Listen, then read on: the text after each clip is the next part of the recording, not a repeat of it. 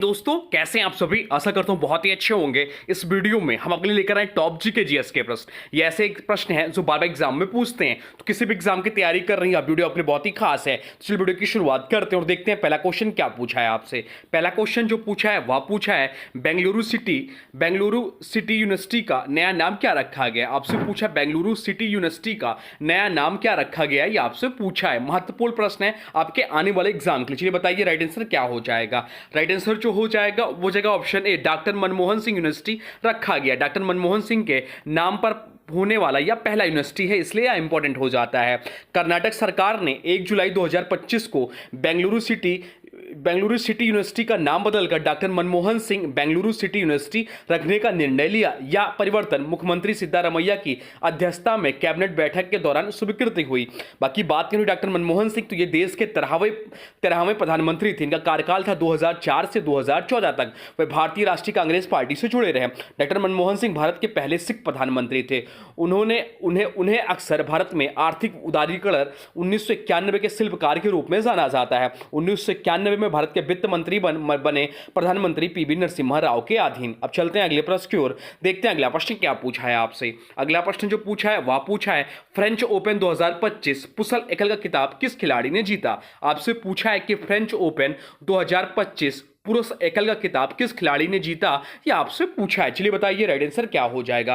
Right answer जो हो जाएगा वो हो जाएगा ऑप्शन सी कार्लोस अल्कराज। इस प्रश्न का राइट आंसर हो जाएगा ऑप्शन सी। इस प्रश्न का राइट आंसर हो जाएगा कार्लोस अल्कराज, जो कि स्पेन से हैं, ने जैनिक सिनर जो कि इटली से हैं को रोमांचक 5 सेट में हराकर 2025 फ्रेंच ओपन पुरुष एकल खिताब जीता। या उनकी दूसरी लगातार फ्रेंच ओपन जीत थी और कुल मिलाकर उनकी 5वीं ग्रैंड स्लैम ट्रॉफी है। बाकी बात हो रही फ्रेंच ओपन की, तो फ्रेंच ओपन को रोनाल्ड ग्रॉसेस भी कहा जाता है, जहां 4 ग्रैंड स्लैम टेनिस टूर्नामेंटों में से एक है। फ्रेंच ओपन हर साल पेरिस फ्रांस में आयोजित होता है। या एकमात्र क्ले कोर्ट यानी कि मिट्टी के कोर्ट पर खेला जाने वाला ग्रैंड स्लैम टूर्नामेंट है। 2025 में फ्रेंच ओपन पुरुष खिताब जीता कार्लोस अल्कराज ने। अब चलते हैं अगले प्रश्न की ओर, देखते हैं अगला प्रश्न क्या पूछा है आपसे। अगला प्रश्न जो पूछा है वह पूछा है फ्रेंच ओपन 2025 महिला एकल का खिताब विजेता कौन बनी। आपसे पूछा है कि फ्रेंच ओपन 2025 महिला एकल का खिताब विजेता कौन बनी है, यह आपसे पूछा है। चलिए बताइए राइट आंसर क्या हो जाएगा। राइट आंसर हो जाएगा ऑप्शन बी कोको गाफ। इस प्रश्न का राइट आंसर हो जाएगा कोको गाफ, जो कि अमेरिका की हैं, जो विश्व रैंकिंग में दूसरे स्थान पर थी। वह पहले सेट टाई ब्रेक में गवाया, फिर अगले 2 सेट से वापसी करते हुए आर्यना सबालेंका जो कि बेलारूसी खिलाड़ी हैं को मात दी और 2025 फ्रेंच ओपन महिला एकल खिताब जीता। या गाप की पहली फ्रेंच ओपन एकल जीत है और कुल दूसरा ग्रैंड स्लैम प्रदर्शन है। पहला यूएस ओपन 2023 में जीता था। अब चलते हैं अगले प्रश्न की ओर, देखते हैं अगला प्रश्न क्या पूछा है आपसे। अगला प्रश्न जो पूछा है वह पूछा है भारत किस राज्य को सिलिकॉन स्टेट के नाम से जाना जाता है। आपसे पूछा है कि भारत किस राज्य को सिलिकॉन स्टेट के नाम से जाना जाता है, यह आपसे पूछा है। चलिए बताइए राइट आंसर क्या हो जाएगा। राइट आंसर हो जाएगा ऑप्शन सी कर्नाटक। इस प्रश्न का राइट आंसर हो जाएगा ऑप्शन सी। इस प्रश्न का राइट आंसर हो जाएगा कर्नाटक। विशेष रूप से इसकी राजधानी बेंगलुरु को इंडिया सिलिकॉन वैली या सिलिकॉन स्टेट के नाम से जाना जाता है। इसका कारण यह है कि यहां का तेजी से विकसित होता आईटी उद्योग और टेक्नोलॉजी हब। बेंगलुरु में सैकड़ों मल्टीनेशनल आईटी कंपनियां जैसे Infosys, Wipro, TCS, IBM, Google आदि की उपस्थिति है। बाकी बात हो रही कर्नाटक की, तो इसकी राजधानी क्या है, तो इसकी राजधानी है बेंगलुरु। इसकी स्थापना दिवस हुआ, इसका स्थापना जो हुआ 1 नवंबर 1956 को राज्य पुनर्गठन अधिनियम के तहत हुआ। इसका पूर्व में नाम मैसूर राज्य था। उपनाम इसका जो है अभी हम लोग पढ़े सिलिकॉन स्टेट है। सबसे बड़ा जिला जो यहाँ का है बेल्लारी है। यहाँ का राज्य पशु जो है हाथी है और राज्य फूल कमल है। राज्य वृक्ष सागौन है और राजभाषा यहाँ की कन्नड़ है। अब चलते हैं अगले प्रश्न की ओर, देखते हैं अगला प्रश्न क्या पूछा है आपसे। अगला प्रश्न पूछा भारतवर्ष में प्रथम कृषि विश्वविद्यालय की स्थापना कब हुई थी। आपसे पूछा है कि भारतवर्ष में प्रथम कृषि विश्वविद्यालय की स्थापना कब हुई थी, आपसे पूछा है। चलिए बताइए राइट आंसर क्या हो जाएगा। राइट आंसर कमेंट बॉक्स में लिख दीजिए। राइट आंसर हो जाएगा ऑप्शन बी 1960 में। ऑप्शन बी इस प्रश्न का राइट आंसर हो जाएगा। गोविंद वल्लभ पंत कृषि एवं प्रौद्योगिक विश्वविद्यालय GB Pant university of agriculture and technology की स्थापना जो हुई 17 नवंबर 1960 को हुई। कहां पर, तो पंतनगर उत्तराखंड में हुई। पूर्व में उत्तर प्रदेश में। इसे भारत में लैंड ग्रांट मॉडल पर आधारित पहला विश्वविद्यालय कहा जाता है, जिसकी प्रेरणा अमेरिका के कृषि विश्वविद्यालय से ली गई थी। अब चलते हैं अगले प्रश्न की ओर, देखते हैं अगला प्रश्न क्या पूछा है आपसे। अगला प्रश्न पूछा 1946 का कैबिनेट मिशन 3 कैबिनेट मंत्रियों से गठित था, निम्नलिखित में से कौन इसका सदस्य नहीं था, यह आपसे पूछा है। चलिए बताइए राइट आंसर क्या हो जाएगा। तो lord Pethick Lawrence, A B Alexander और सर स्टेफन क्रिप्स, ये तीनों तो कैबिनेट मिशन के जो थे सदस्य थे, परंतु लॉर्ड एमरी ये नहीं थी। तो इस प्रश्न के हिसाब से इस प्रश्न का राइट आंसर हो जाएगा ऑप्शन डी, ये इसकी सदस्य नहीं थी लॉर्ड एमरी। कैबिनेट मिशन जो कि 1946 में भारत आया, कैबिनेट मिशन भारत में संविधान निर्माण की प्रक्रिया को दिशा देने के लिए ब्रिटिश सरकार द्वारा भेजा गया एक उच्च स्तरीय प्रतिनिधित्व मंडल था। कैबिनेट मिशन के 3 सदस्य थे, लॉर्ड पैंथिक लॉरेंस जो कि भारत सचिव थे, सर स्टेफन क्रिप्स जो कि व्यापार बोर्ड के अध्यक्ष थे, और एबी अलेक्जेंडर जो कि ब्रिटिश नौसेना के पहले लॉर्ड थे, ये आए थे। कैबिनेट मिशन का उद्देश्य क्या था, तो भारत को संविधान सभा देने का प्रस्ताव, भारत में संघीय ढांचे की स्थापना, संप्रभुता के हस्तांतरण की रूपरेखा तय करना और विभाजन को से बचाना, पर अंततः विभाजन सफल नहीं हो सका, इसको रोक नहीं पाए। चलते हैं अब अगले प्रश्न की ओर, देखते हैं अगला प्रश्न क्या पूछा है आपसे। अगला प्रश्न जो पूछा है वह पूछा है भारत ने पिछली बार किस ओलंपिक खेल में हॉकी में स्वर्ण पदक जीता था। आपसे पूछा है कि भारत ने पिछली बार किस ओलंपिक खेल में हॉकी में स्वर्ण पदक जीता था। चलिए बताइए भारत ने कब लास्ट बार हॉकी में स्वर्ण पदक जीता था, बताइए राइट आंसर क्या हो जाएगा। राइट आंसर कमेंट बॉक्स में लिख दीजिए। राइट आंसर हो जाएगा ऑप्शन सी, 1980 मॉस्को ओलंपिक में भारत द्वारा ओलंपिक हॉकी में अंतिम बार स्वर्ण पदक जीता वह 1980 में मॉस्को जो कि सोवियत संघ अब रूस में जीता था। प्रतियोगिता पुरुष हॉकी था। फाइनल में भारत ने स्पेन को हराया था 4-3 से। भारत का हॉकी में स्वर्णिम इतिहास जो रहा, कुल 8 पदक जीते हैं। पहला जो पदक जीता था 1928 के एम्स्टर्डम में, यह भी पूछ लेता एग्जाम में कि पहला स्वर्ण पदक कब जीता था, तो 1928 में एम्स्टर्डम ओलंपिक में जीता था। लगातार स्वर्ण जीता 6 बार 1928 से 1956 तक। आखिरी स्वर्ण जो जीता वह 1980 मॉस्को में जीता।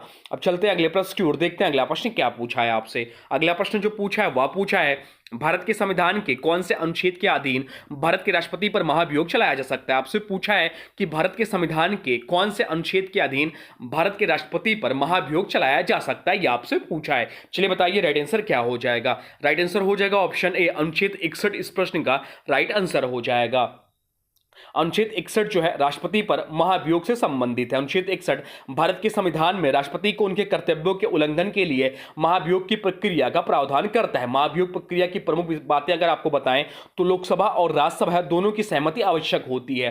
प्रस्ताव लाने से 14 दिन पहले नोटिस देना होता है और इसे 2/3 बहुमत से पारित करना होता है। राष्ट्रपति को आरोपों का उत्तर देने का पूरा अवसर दिया जाता है। यह एक कानूनी नहीं संसदीय प्रक्रिया होती है। चलते हैं अगले प्रश्न की ओर, देखते हैं अगला प्रश्न क्या पूछा है आपसे। अगला प्रश्न जो पूछा है वह पूछा है किस युद्ध को जीतने के बाद शेरशाह ने दिल्ली में अफगानी सत्ता की स्थापना की। आपसे पूछा है किस युद्ध को जीतने के बाद शेरशाह सूरी ने दिल्ली में अफगानी सत्ता की स्थापना की। चलिए बताइए राइट आंसर क्या हो जाएगा। राइट आंसर हो जाएगा ऑप्शन ए, बिलग्राम का युद्ध इस प्रश्न का राइट आंसर हो जाएगा। शेरशाह सूरी द्वारा दिल्ली में अफगानी सत्ता की स्थापना, शेरशाह सूरी ने बिलग्राम जो कि या कन्नौज के युद्ध 1540 ईस्वी में मुगल सम्राट हुमायूं को निर्णायक रूप से हराकर दिल्ली और आगरा पर अधिकार किया। चौसा का युद्ध भी इसने लड़ा था 1539 में। शेरशाह ने हुमायूं को हराया लेकिन हुमायूं भाग निकला। बिलग्राम का युद्ध जो हुआ वो 1540 में हुआ था। शेरशाह ने निर्णायक जीत पाई, दिल्ली पर अधिकार किया और सूरी वंश की स्थापना की। चलते हैं अब अगले प्रश्न की ओर, देखते हैं अगला प्रश्न क्या पूछा है आपसे। अगला प्रश्न पूछा है क्रांतिकारियों की एक गुप्त समाज अभिनव भारत गठन किया था।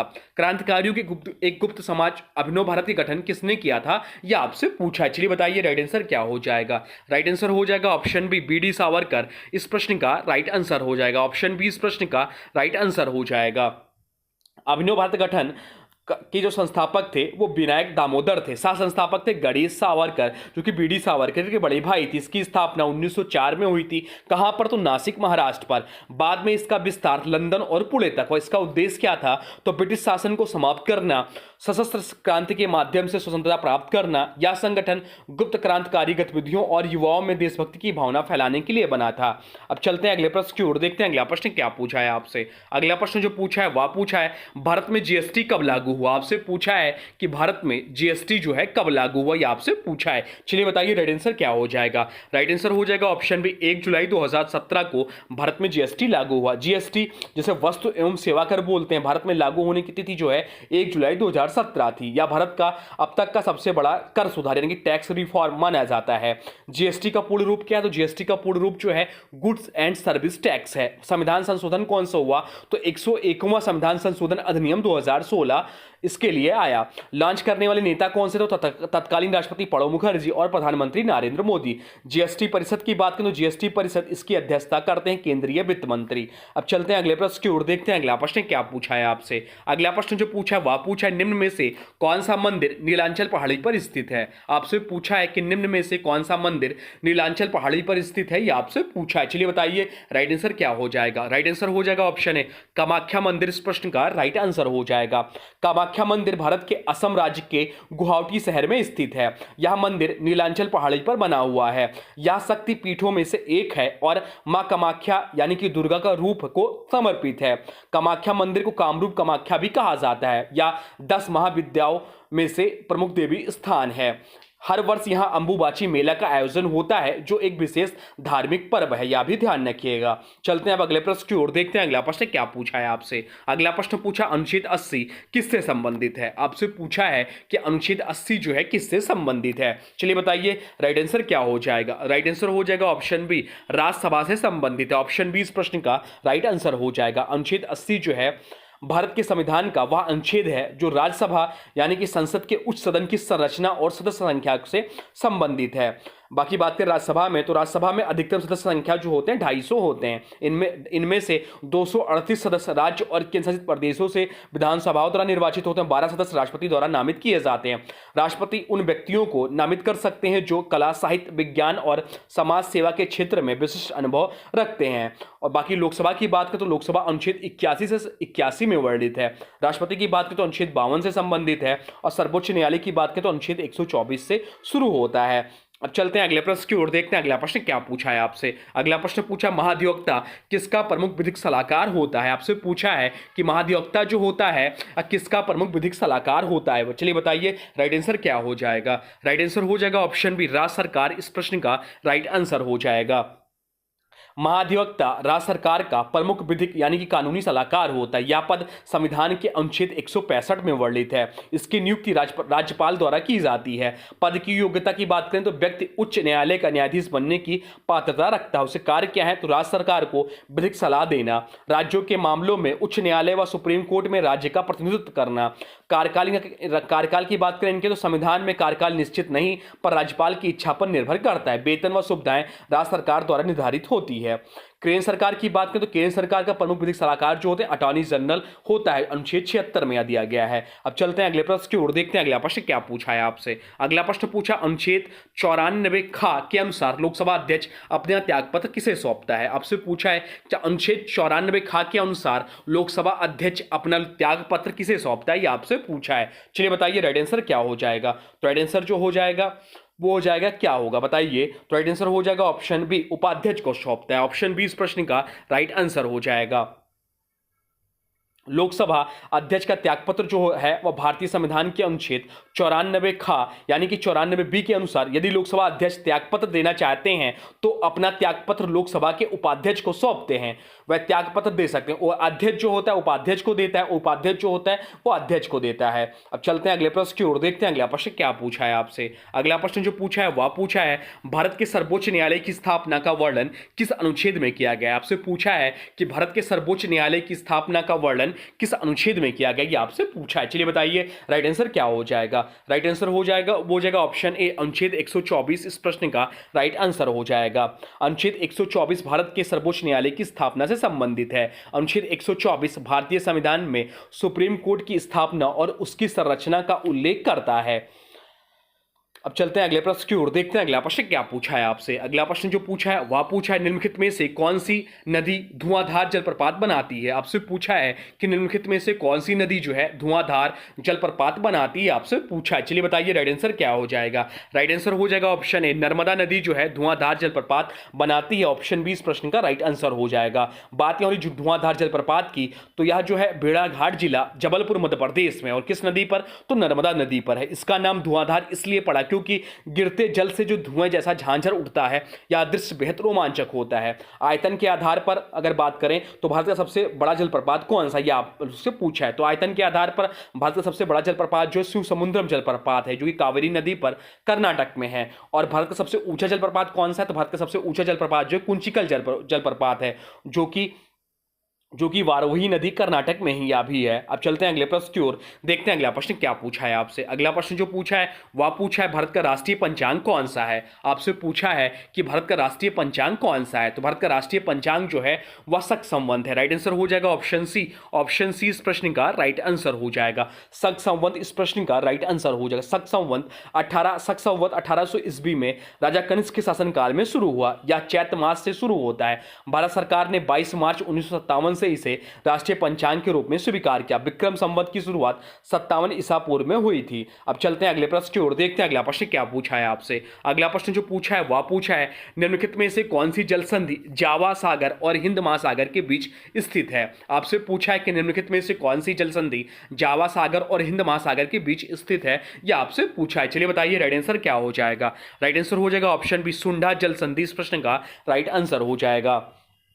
सुंडा जल संधि की बात करें तो इसकी स्थिति जो है इंडोनेशिया में है। यह जल संधि जावा सागर और हिंद महासागर के बीच स्थित है। यह सुमात्रा और जावा द्वीप के बीच की संकरी समुद्र खाड़ी है। यह समुद्री व्यापार और सामरिक दृष्टि से अत्यंत महत्वपूर्ण है। अब चलते हैं अगले प्रश्न की ओर, देखते हैं अगला प्रश्न क्या पूछा है आपसे। अगला प्रश्न पूछा आईसीसी वर्ल्ड टेस्ट चैंपियनशिप की शुरुआत कब हुई थी। आपसे पूछा है कि आईसीसी वर्ल्ड टेस्ट चैंपियनशिप की शुरुआत कब हुई थी। चलिए बताइए राइट आंसर क्या हो जाएगा। राइट आंसर हो जाएगा ऑप्शन बी 2019 में हुई थी।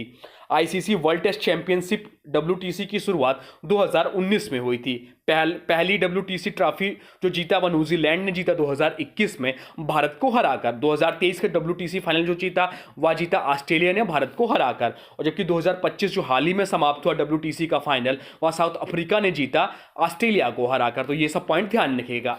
तो ये रहे आपके टॉप जी के जीएस के प्रश्न। अब आज की वीडियो से प्रश्न है, इसका राइट आंसर आप लोगों को कमेंट बॉक्स में बताना है। आज की वीडियो से प्रश्न है भारत के किस राज्य को सिलिकॉन स्टेट के नाम से जाना जाता है। आपसे पूछा है कि भारत के किस राज्य को सिलिकॉन स्टेट के नाम से जाना जाता है। इसका जो भी राइट आंसर होगा कमेंट बॉक्स में जरूर बताइए। और हाँ देखिए, अभी तक आपने वीडियो को लाइक नहीं किया तो प्लीज वीडियो को लाइक कर दीजिए और चैनल पर नए हैं चैनल को सब्सक्राइब भी कर लीजिए। तो चलिए मिलते तक नए वीडियो में, तब तक के लिए thanks for watching railway exam target. For more update please subscribe railway exam target channel को।